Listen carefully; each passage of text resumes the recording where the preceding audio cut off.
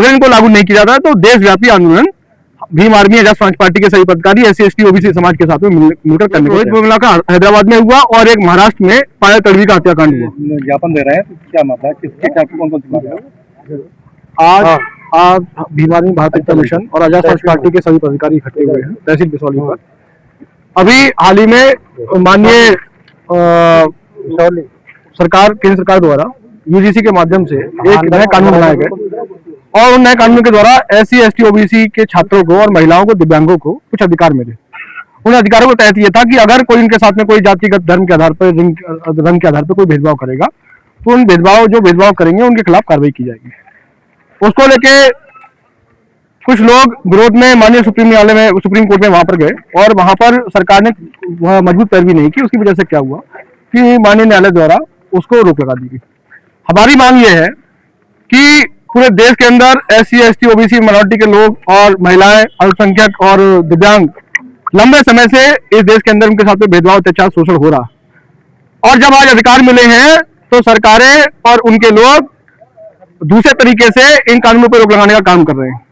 हमारी मांग ये है कि तत्काल इसको माननीय सुप्रीम कोर्ट में जो अगली डेट 19 मार्च को जो लगी हुई है उस डेट पर सरकार द्वारा मजबूत पैरवी की जाए और माननीय न्यायालय द्वारा जो रोक लगाई गई है उस रोक को हटाया जाए, क्योंकि हम लोग शोषित पीड़ित लोग हैं। लगातार लंबे समय से हमारे साथ में शोषण किया जा रहा है और हमारे बच्चों के भविष्य की बात है।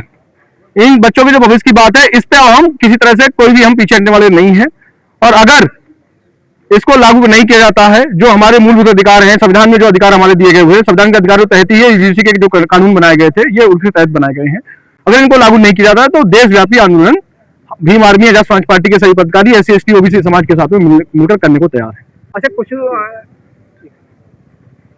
लोग ये भी जानना चाह रहे हैं, कुछ लोगों को पता भी नहीं है ये पूरा UGC के अंतर्गत आता क्या है, पूरा मामला क्या है? देखिए, UGC एक संस्था है जो सारे देश के अंदर जो विश्वविद्यालय हैं उनको रेगुलेट करती है। और आप जानते होंगे कि देश के अंदर दो हत्याकांड बहुत ही जो प्रचलित रहे विश्वविद्यालयों में हुए। एक रोहित बोमला का हैदराबाद में हुआ और एक महाराष्ट्र में पायल तड़वी का हत्याकांड हुआ। इनके तहत उन बच्चों के साथ में उनके साथ शोषण किया गया, उनके साथ में भेदभाव किया गया और बाद में उन लोगों ने आत्महत्या कर ली।